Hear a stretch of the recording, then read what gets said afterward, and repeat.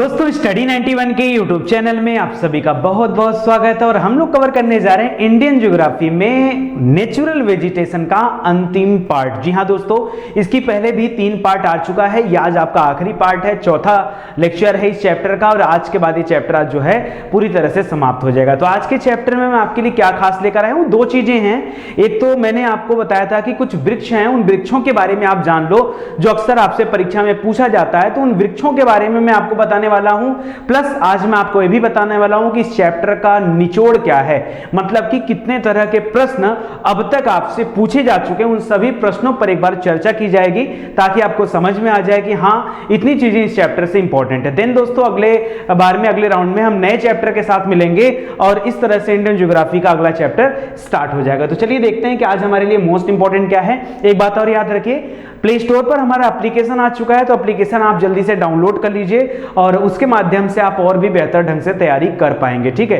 क्योंकि यहाँ पर बहुत सारे मॉक टेस्ट पेपर दिए गए हैं, प्रीवियस ईयर पेपर हैं और 1 लाख से ज्यादा प्रश्न उत्तर दिए गए हैं, जिससे आप हर विषय की अच्छी तैयारी कर सकते हैं। वीडियो क्लासेस देख करके हर विषय के लिए आप प्रॉपर ढंग से तैयार हो सकते हैं, ठीक है। तो जल्दी से डाउनलोड कर लीजिए, समय मत वेस्ट कीजिए। चलिए स्टार्ट करते हैं। तो सबसे महत्वपूर्ण वृक्षों में कुछ वृक्षों का नाम, अच्छा पहले भी मैं आपको बता चुका हूं, जैसे जहां पर एवरग्रीन फॉरेस्ट होता है यानी सदाबहार वन जहां होता है वहां पर किस तरह के वृक्ष पाए जाते हैं। जैसे मैंने आपको जो पढ़ाया था पहली बार में स्टार्टिंग वाले में पढ़ाया था, ठीक है, या सेकंड लेक्चर में पढ़ाया था बहुत सारे वृक्षों के बारे में, जैसे महोगनी वृक्ष हो गया, एबोनी हो गया, रोजवुड हो गया, ठीक है, शीशम हो गया और इस तरह से चंदन का वृक्ष हो गया। तो तमाम वृक्षों के बारे में मैं पहले भी आपको बता चुका हूं। आज ये आपका आखिरी पार्ट होगा, ठीक है। तो आपने वृक्ष का नाम सुना होगा श्वेत सनोवर। एक्चुअली में ज्यादातर जो यूज होता है इसका इंग्लिश नाम यूज होता है, इंग्लिश को ही हिंदी में रख के यूज किया जाता है। इसका नाम है सिल्वर फर। क्या नाम है?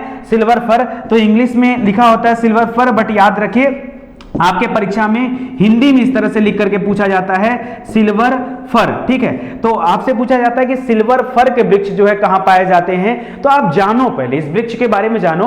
देखो यहां पर एग्जांपल के रूप में दिखा दे रहा हूं कि सिल्वर फर का वृक्ष दिखता कैसा है, बहुत जरूरी ये भी आपके लिए। अब तो डिजिटल बोर्ड आ गया ताकि आप चीजों को ठीक ढंग से देख पाते हो, समझ पाते हो, ठीक है। तो चलिए इसके बारे में पढ़ लेते हैं। लिख रहा है नुकीली पत्ती वाले वृक्ष होते हैं ये और 2200 से 3000 मीटर की ऊंचाई में, खास करके पश्चिमी हिमालय में कश्मीर से झेलम तक और पूर्वी हिमालय में त्रिचाल, एक जगह है त्रिचाल से नेपाल तक के क्षेत्र में ये श्वेत सनोवर के वृक्ष मिलते हैं, सिल्वर फर के वृक्ष मिलते हैं। पहले तो ऊंचाई आपको याद रखना, 2200 से लेकर 3000 मीटर की ऊंचाई पर ये वृक्ष देखे जाते हैं अमूमन, ठीक है। आगे बता रहा है कि वृक्ष 45 मीटर तक जो है लंबे होते हैं, ऊंचे होते हैं। इसको याद रखेगा। इनकी मोटाई की बात करें तो 5 से 7 मीटर तक के वृक्ष मोटे भी होते हैं। इनका उपयोग हल्की पेंटिंग बनाने में किया जाता है, पैकिंग बनाने में किया जाता है, दफ्ती बनाने में किया जाता है, दिया सलाई, कागज की लुगदी बनाने में किया जाता है। तो ये सभी कार्य करने में इस तरह के वृक्षों का इस्तेमाल किया जाता है, ठीक है। सिल्वर फर नाम है इसका, जिसको आप याद रखेगा। दूसरा वृक्ष है दोस्तों देवदार का वृक्ष। देवदार का नाम तो सुना ही होगा आपने, ठीक है। देवदार, देवदार को इंग्लिश में भी देवदार भी कहा जाता है या हिंदी में कभी केदार भी कहा जाता है। कर देवदार का वृक्ष जो है ये लगभग 30 मीटर ऊंचा होता है और 6 से लेकर के 10 मीटर तक जो है ये मोटा तक हो सकता है। कर ये हिमाचल प्रदेश के चंबा जिले में, कहां पर? हिमाचल प्रदेश, अरे वही जहां पर मनाली है, कुल्लू है, सुना है ना, तो याद रखेगा। कर हिमाचल प्रदेश के चंबा जिले में है, गढ़वाल के पश्चिमी भागों में, खास करके जो पश्चिमी हिमालय है वहां की पहाड़ियों पर इस तरह के वृक्ष मिलते हैं। यानी कुल मिला जुलाकर आपके लिए ऊंचाई मायने रखता है, इसको ध्यान दीजिएगा, ठीक है। ये भी 2000 मीटर से अधिक ऊंचाइयों पर मिलता है, 2000 मीटर से नीचे नहीं, 2000 से 3000 मीटर की ऊंचाई पर ये वृक्ष देखने को मिलते हैं। और लोकेशन भी थोड़ा सा आप याद रखेगा। करा इसकी लकड़ी साधारणतः कठोर होती है, भूरी होती है, पत्ती इसकी पीली होती है, सुगंध युक्त होता है और टिकाऊ होती है लकड़ियां, ठीक है। यह सभी प्रकार के निर्माण कार्यों में प्रयुक्त की जाती है। इस वृक्ष से सुगंधित तेल भी निकलता है, तो वह भी आपके लिए इंपॉर्टेंट है। जैसे एक बार मैंने अभी आपको बताया था, आपने देखा होगा चीड़ का पेड़, किसका? चीड़। तो उसमें मैंने बताया था कि तारपीन का तेल निकलता है, क्यों, है कि नहीं? तो उसको आप याद रखेगा। इस तरह से परीक्षा में आपके लिए इंपॉर्टेंट चीजें पूछी जाती रहती हैं। आगे देखिए चीड़ है, फिर से एक बार देख लीजिए। कह रहा है यह हिमालय में कश्मीर से लेकर के भूटान तक, भूटान देश है ना, नेपाल के बाद सिक्किम है, सिक्किम के बाद जो है भूटान है। भूटान की राजधानी क्या है भाई, जल्दी बताइए, भूटान की राजधानी क्या है, बताइए। देखिए मैंने आपको पढ़ाया, आप जाइए मैपिंग में वीडियो में देखिए और उसमें जाकर देखेंगे तो भारत के जितने भी पड़ोसी देश हैं उन सभी देशों के बारे में एक एक बात आपको बताई गई, एक एक छोटी छोटी बात भी आपको बताई गई। ठीक है, तो जल्दी से बताइए। पहले बात तो याद रखिए कि हिमालय में कश्मीर से लेकर के भूटान तक ये 2500 से लेकर के 3500 मीटर की ऊंचाई पर मिलता है। अब देखिए वहां पर देवदार जो अभी पीछे हमने पढ़ा ये सब देखा वो थोड़ा सा नीचे से मिलने लगते हैं और ये चीड़ का जो पेड़ है ये थोड़ा और ऊपर जाने पर मिलता है, यानी 3500 मीटर की ऊंचाई पर जाने पर मिलता है। यह एक मध्यम कठोर लकड़ी वाला पेड़ है, चाय की पेटियां बनाने में या फिर फर्नीचर या फिर माचिस उद्योग में इसकी लकड़ियों का इस्तेमाल किया जाता है। अक्सर करके दोस्तों आप लोग देखते होंगे कोई चीज जब पैक होके आता है तो उसके चारों तरफ एक पतली लकड़ी लगी होती है। ठीक है, तो वो जो बॉक्स बनता है ना, वो बॉक्स बनाने में भी इस चीड़ की लकड़ी का इस्तेमाल किया जाता है। करा इससे साल जिसको हम रेजिन बोलते हैं और विरोजा जिसको हम टर्पेंटाइन बोलते हैं, ये सभी पदार्थ भी प्राप्त होते हैं। तो इसको आप याद रखेगा, ये आपका चीड़ का वृक्ष है। अगला है दोस्तों नीला पाइन, जिसको ब्लू पाइन भी कहा जाता है। नीला पाइन यानी ब्लू पाइन, एकदम सिल्वर फर की तरह ही देखने में लगता है लेकिन कलर इसका नीला होता है। कर कश्मीर से लेकर के सिक्किम, सिक्किम की राजधानी कहां पर है? गंगटोक, याद रखेगा। कर सिक्किम तक संपूर्ण हिमालय में 2500 मीटर की ऊंचाई पर इस तरह के नीला पाइन या ब्लू पाइन वृक्ष मिलते हैं देखने को। इसकी लकड़ी मध्यम कठोर होती है, बहुत ज्यादा कठोर भी नहीं, बहुत ज्यादा मुलायम भी नहीं होती है। तो गृह कार्य यानी घर वगैरह बनाने में या फर्नीचर बनाने में, रेल के डिब्बे बनाने में, वैसे रेल के डिब्बे बनाने में कई सारी लकड़ियों का इस्तेमाल किया जाता है। पर्टिकुलर किसी एक पेड़ की लकड़ी का इस्तेमाल नहीं किया जाता है, कई सारी लकड़ियों का इस्तेमाल किया जाता है। तो इससे भी कह रहा है कि इससे भी राल और बिरोजा नाम के पदार्थ जो है प्राप्त होते हैं। तो ये सभी तथ्य आप याद करते चलिएगा। अगला है स्प्रूस, आपने नाम तो सुना होगा। ठीक है, ये सब पहाड़ी क्षेत्रों वाले वृक्ष हैं। मैंने जितना भी वृक्ष मैं आपको बता रहा हूं ये सब पहाड़ी क्षेत्रों में मिलने वाले वृक्षों के नाम है। स्प्रूस याद रखेगा दोस्तों, कह रहा है पश्चिमी हिमालय में। अच्छा, कभी अगर आपको कंफ्यूजन हो ना कि सर पश्चिमी हिमालय बोला था या फिर आपने क्या बोला था, तो याद रखिए पश्चिमी हिमालय पूर्वी हिमालय का तात्पर्य है कि पूर्वी हिमालय की बात करेंगे तो आपके पूर्वोत्तर भारत के हिमालय की बात कर रहा है जहां पर जैव विविधता का केंद्र है, और पश्चिमी हिमालय मतलब जम्मू कश्मीर साइड, हिमाचल साइड की बात कर रहा है। ठीक है, तो ये आप गेस करके चलेंगे। कह रहा है पश्चिमी हिमालय में 2100 से लेकर के 3600 मीटर की ऊंचाई पर स्प्रूस के वृक्ष देखने को मिलते हैं। इसकी लकड़ी कैसी होती है? कोमल होती है और कैबिनेट या पैकिंग वाले डिब्बे या लुगदी बनाने में इसकी लकड़ियों का इस्तेमाल किया जाता है। दोस्तों कई सारे वृक्षों का आकार तो कुछ ऐसा ही होता है, जैसे मालूम पड़ता है एक ही है, लेकिन ऐसा नहीं है। ठीक है, तो इसको याद रखेंगे। अब देखिए सिल्वर फर की डिजाइन वाला ये भी था। ये देखिए एकदम अलग तरह के वृक्ष हैं। ये कह रहा वालनट, वालनट क्या होता है सुनिएगा। कह रहा है यह कश्मीर, हिमाचल प्रदेश, मेघालय में प्राप्त होता है। यह हल्की लकड़ी या फिर जिससे वाद्य यंत्र बजता है ना, बनाया जाता है, वाद्य यंत्र कुछ भी बजाने वाला।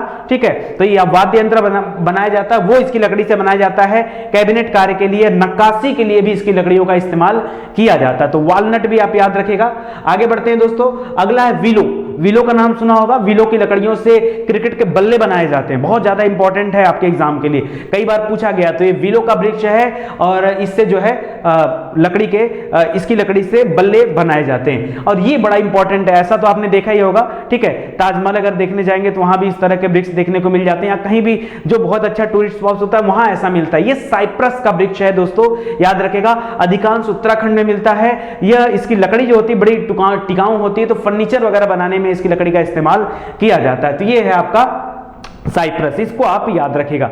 चलिए आज का लेक्चर ज्यादा बड़ा नहीं है, छोटा ही लेक्चर है। ठीक है, तो आप ध्यान से पढ़ लीजिए। आगे देखते हैं कि इस चैप्टर से महत्वपूर्ण प्रश्न कैसे कैसे पूछे जाते हैं। तो बड़े इंपॉर्टेंट प्रश्न है, क्योंकि आप पूरा चैप्टर पढ़ चुके हैं तो आपको फंसाने की पूरी साजिश यहां पर रची गई है और आप ध्यान से सोच समझकर उत्तर दीजिएगा। कठिन कुछ भी नहीं है, बस आपको ध्यान रखना और बातों को ध्यान में रखकर उत्तर देना। देखिए बोल रहा है भारत में उष्णकटिबंधीय शुष्क पर्णपाती वन, आपके मन में कुछ आया? पर्णपाती मतलब ऐसे वन जो अपनी पत्तियों को गिरा देते हैं। और मैं किस तरह के वन की बात कर रहा हूं? दो तरह के होते हैं पर्णपाती, मैंने पढ़ाया आपको। आर्द्र पर्णपाती यानी जहां पर ह्यूमिडिटी होती है, और एक होता है शुष्क पर्णपाती जहां पर मौसम कैसा होता है? शुष्क होता है। तो यहां पर कह रहा है भारत में उष्णकटिबंधीय शुष्क पर्णपाती वन का क्षेत्रफल सर्वाधिक है। ये तो सत्य बात है। ठीक है, दूसरा कह रहा है दूसरा स्थान है उष्णकटिबंधीय आर्द्र पर्णपाती वनों का। तो बिल्कुल सही है, यहां जो लाइन दिया है ये लाइन अपने आप में बिल्कुल सही है। तो परीक्षा में क्या पूछता है आपसे? ऐसे पूछता है भारत में किस तरह के वनों का विस्तार सर्वाधिक है।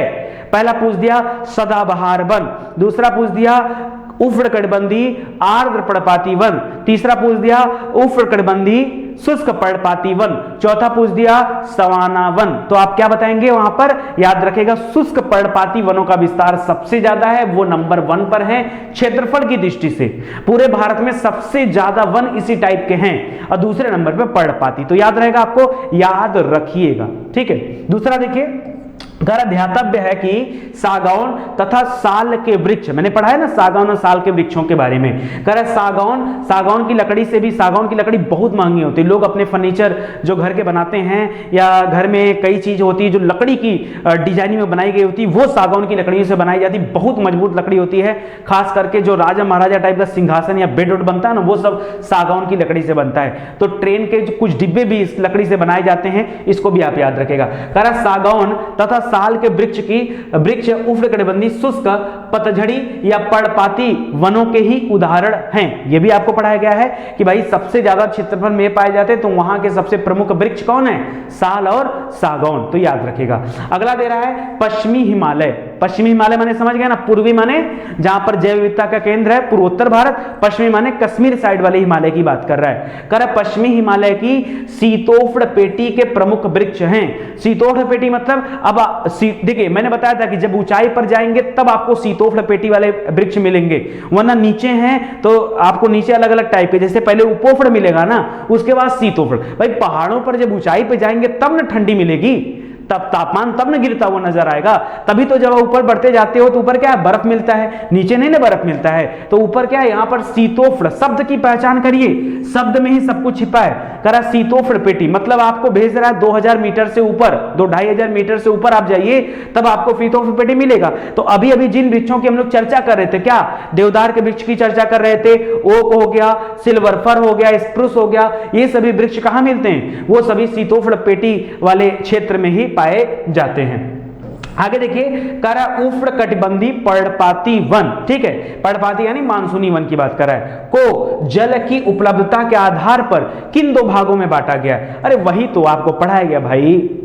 एक है आर्द्र पर्णपाती वन, याद रखिए जहां पर वर्षा ज्यादा होती है लगभग 100 से 200 सेंटीमीटर। दूसरा है शुष्क पर्णपाती वन, यानी 70 से लेकर 100 सेंटीमीटर के बीच में। 2 तरह के वन होते हैं ना, आर्द्र और शुष्क, जो यहां पे बताया हूं। तो अगर आप इतनी बातें अभी भागिए मत, अभी और भी बता रहा हूं, अगर आप इतनी बातें दिमाग में रखते हैं तो याद रखिए परीक्षा में जो प्रश्न पूछे जाएंगे उसका उत्तर आप आसानी से दे पाएंगे। आप बताओ इससे ज्यादा आपको क्या दिया जा सकता है भाई, बताओ आप, इससे ज्यादा मैं आपकी क्या मदद कर सकता हूं, और कुछ कर सकता हूं भाई, वीडियो बना दिया, एक एक चीज का इमेज दिखा दिया, ठीक है, पूरा लेक्चर ले लिया, कोई भी ऐसा पॉइंट नहीं है जिसको मैं छोड़ता इसलिए नहीं हूं ना दोस्तों कि हो सकता है आज आपके छोटे एग्जाम में ना पूछे जाएं, लेकिन कल को जब कंपटीशन बढ़ेगा ना तब यहीं से क्वेश्चन बनाया जाएगा, तब टिपिकल से टिपिकल क्वेश्चन इसी चैप्टर से बनाए जाएंगे और आप कर नहीं पाओगे, इसलिए पहले से आप अलर्ट रहो ना, ठीक है। आगे देखिए, कह रहा टैक्सस के वृक्ष, ध्यान से देखिएगा, कह रहा टैक्सस वृक्ष जो हिमालय में प्राकृतिक रूप से पाए जाते हैं और रेड डेटा बुक में सूचीबद्ध है।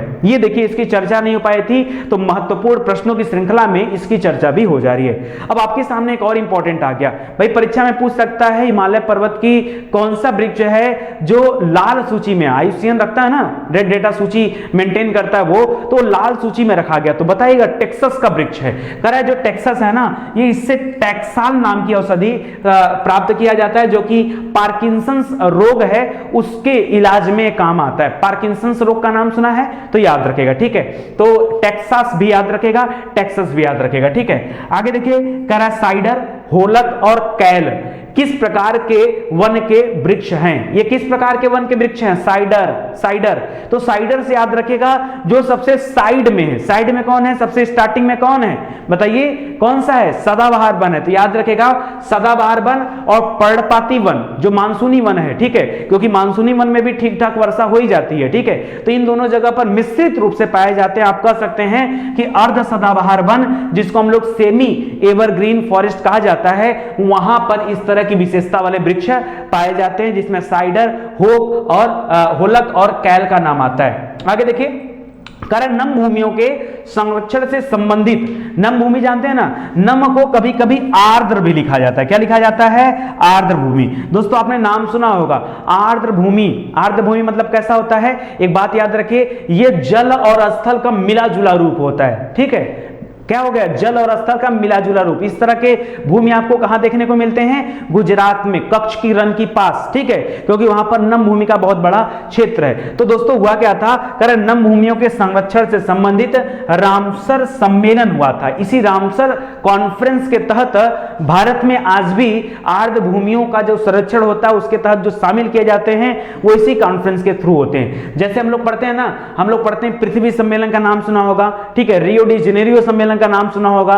तो वो सब क्या है? वो वहां पर एक कॉन्फ्रेंस हुआ था, उसी के तहत ये सामने आए थे। तो रामसर जो है दोस्तों सम्मेलन के तहत ये नम भूमियों के संरक्षण की बात कही गई थी, तब से यही फेमस है। 1971 में 2 फरवरी को रामसर सम्मेलन हुआ था। ठीक है, रामसर क्या है दोस्तों? ये ईरान में स्थित एक जगह का नाम है। कहां पर? ईरान। ईरान की राजधानी कहां पर है? Iran, Tehran. ईरान की कहां पर है? तेहरान। और इराक को जो लगा है ना उसकी राजधानी बगदाद है। तो इराक की बगदाद और ईरान की तेहरान। एक बात और याद रखिए, भारत से जब आगे बढ़ेंगे ना तो पहले पाकिस्तान, फिर अफगानिस्तान, तो तान तान आ रहा है तो लास्ट में ईरान। पहले ईरान आएगा, बाद में इराक आएगा। ठीक है, ईरान। ईरान में भारत चाबहार पोर्ट जो है बनाया है, उसको भी आप याद रखेगा। करा यहां पर एक सबसे पहले सम्मेलन हुआ था, तभी से इसका नाम रामसर सम्मेलन हो गया है। तो आर्द्र भूमियों का सर्वेक्षण करना और उनको आर्द्र भूमि के तहत शामिल करने का कार्य जो है रामसर सम्मेलन के तहत किया जाता है। भारत में कई जगह की भूमियों को रामसर सम्मेलन के तहत शामिल किया गया है। करा भारत में रेड पांडा, बहुत इंपॉर्टेंट क्वेश्चन है। आपने मूवी भी देखा होगा पांडा। ठीक है, पांडा मूवी देखा है कि नहीं? तो रेड पांडा ये एक अजीब विशेषता आप कह सकते हो, या फिर अब ऐसा कह सकते हो क्योंकि ये प्राणी ये पूरी तरह से विलुप्त हो चुके हैं। ठीक है, थोड़े बहुत देखने को मिलते हैं। तो क्या होता है ना कि जो प्राणी विलुप्त हो रहे हैं उनको रेड डेटा सूची में डाल दिया जाता है, चाहे वनस्पतियां हो, चाहे वो कोई जीव जंतु हो, ताकि उस प्रजाति को बचाने के लिए सरकार अपनी तरफ से काम कर सके। जैसे हमिंग बर्ड वगैरह का नाम सुनते हैं ना हम लोग, वो सब भी क्या है? वो सब धीरे धीरे विलुप्त होने की कगार पर है। तो धीरे धीरे उनको जो उनकी प्रजाति को बचाए रखा जाए, इसके लिए ये आईयूसीएन क्या करता है? रेड डेटा सूची जारी करता है, ताकि लोग उसके प्रति अलर्ट हो पाए और उसका ज्यादा से ज्यादा प्रजाति बच पाए। तो वही कह रहा, भारत में रेड पांडा प्राकृतिक रूप से उत्तर पूर्वी हिमालय, अरे वो जो पूर्वोत्तर भारत है ना, जो जैव विविधता का केंद्र है, ठीक है, अरुणाचल प्रदेश वाले साइड में, वहां पर ये ज्यादातर पाया जाता है। कह रहा उत्तर पूर्व उप हिमालयी क्षेत्रों जैसे सिक्किम में, पश्चिम बंगाल में, अरुणाचल प्रदेश में ये लाल पांडा देखने को मिलते हैं। करा यह वृक्षों पर पाए जाने वाला एक स्तनधारी जीव है। स्तनधारी माने जानते हैं ना? स्तनधारी किसे कहा जाता है? ऐसे जीव जो बच्चे देते हैं। क्या देते हैं? जो बच्चे देते हैं। 2 तरह के जीव होते हैं। जीव अपने प्रजनन के दौरान या तो अंडे देते हैं या तो बच्चे देते हैं। तो बच्चे देने वाला जीव कौन सा है? ये लाल पांडा है। कभी कभी आपसे पूछता है सबसे बड़ा स्तनधारी पूरे धरती पर जो बच्चे देता है कौन सा है? व्हेल मछली है ना। नॉर्मली मछलियां क्या होती? अंडे देती हैं। मछलियां नॉर्मली क्या होती हैं? अंडे देती हैं। उन अंडों से उनके बच्चे निकलते हैं। लेकिन स्तनधारी की बात कर दिया, मतलब व्हेल मछली जो है ये अंडा नहीं देती, ये डायरेक्ट बच्चा देती है। तो इसको भी आप जो है याद रखेंगे। ठीक है, वैसे पक्षी भी बहुत ज्यादातर जो है क्या देते हैं? अंडे देते हैं। आप कबूतर को ही देख लो, कबूतर क्या देता है? अंडा देता है। ठीक है, घोंसला बना के उसमें अंडा ही तो देते हैं पक्षी वगैरह। लेकिन कुछ ऐसे भी पक्षी हैं जो अंडे नहीं देते हैं, जैसे चमगादड़ का नाम ले लो। चमगादड़ अंडा नहीं देता है, इसलिए चमगादड़ को स्तनधारी की श्रेणी में रखा जाता है। ठीक है, तो ये सभी तथ्य याद रखो। आप रेड पांडा भी याद रखेगा, वृक्षों पर पाया जाता है रेड पांडा, और ये स्तनधारी प्राणी है। कह रहा है कि जो फायर कैट की संज्ञा में अभिहित किया जाता है। तो इसका मतलब मैं भी बड़ा ढूंढा, कुछ मिला नहीं, तो मैंने कहा छोड़ो, चलो आगे देखते हैं। कह रहा तेंदू के वृक्ष, तेंदू से तेंदुआ में समझ लिएगा, तेंदू के वृक्ष होते हैं। तेंदू के पत्ते बड़े बड़े होते हैं। ठीक है, बड़े काम के होते हैं। कह रहा तेंदू हो गया, इन्हीं के पत्तों पर दोस्तों बीड़ियां बनाई जाती है लपेट करके, तेंदू वृक्ष। ठीक है, तो याद रखेगा। इसके अलावा पलाश के हो गए। पलाश को मैंने कहा था इसको ढाक का वृक्ष, ढाक भी नाम दिया जाता है कई जगह पर। दोस्तों इसको जंगल की आग भी कहा कहा जाता है। क्यों? इसके जो फूल होते हैं ना, ये दूर से देखने पे लगता है कि जंगल में आग लग गया है, ठीक है, इसलिए इसको जंगल का आग कहा जाता है। लाल पीला का ऐसा मिश्रण होता है कि ऐसा महसूस होता है। तो तेंदू हो गया, पलाश हो गया, अमतलाश हो गया, ठीक है, अक्सलवुड हो गया। इस प्रकार के वृक्ष कहां पर पाए जाते हैं दोस्तों? थोड़ा ज्यादा ऊंचाई पर पाए जाते हैं। वैसे आप यहां पर तेंदू पलाश तो आपको नीचे भी मिल जाएंगे, लेकिन इधर के जो दो दिए जा रहे हैं ये खास करके ऊपर साइड में मिलते हैं। लगभग 2000 मीटर की ऊंचाई से ऊपर देखने पर जाने पर मिलेंगे। जहां पर शंकुधारी वृक्ष पाए जाते हैं वहां पर इस तरह के वृक्ष देखने को मिलते हैं। आगे दे रहा, वन के विकास के लिए कौन सी दशाएं उपयुक्त होती हैं वनों के विकास के लिए? तो लिख रहा है पर्णपाती, स्थलाकृति और कैसी जहां पर अत्यधिक वर्षा का क्षेत्र हो वहां पर वो स्थान वन के लिए सबसे अच्छे माने जाते हैं। अरे आप बताओ ना, अगर आपसे कोई पूछ दे कि भाई खेती के लिए कौन सी जमीन अच्छी होती है, तो आप तो यही ना कहोगे जिस मृदा में सबसे ज्यादा उपजाऊ मिट्टी हो, ठीक है, वहां पर खेती के लिए सबसे अच्छा है। जैसे जलोढ़ मिट्टी, वो अच्छा होता है कि बंजर वाला होगा वो अच्छा होगा? बंजर तो अच्छा होगा नहीं। तो वैसे इतना चीज तो आप जानते हैं, ठीक है।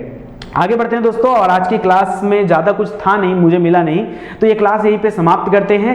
अगली क्लास में इंडियन ज्योग्राफी में एक नए चैप्टर के साथ मुलाकात किया जाएगा। देखता हूं कि अगला चैप्टर कौन सा है। और इस तरह से इंडियन ज्योग्राफी में काफी लेक्चर कवर कर दिए गए। मुझे लगता है कि 55 या 60 लेक्चर अधिकतम जो है हो पाएंगे इंडियन ज्योग्राफी में, और आपका इंडियन ज्योग्राफी जो है कंप्लीट हो जाएगा। तो अभी हम लोग लगभग 35वें लेक्चर तक पहुंच गए हैं।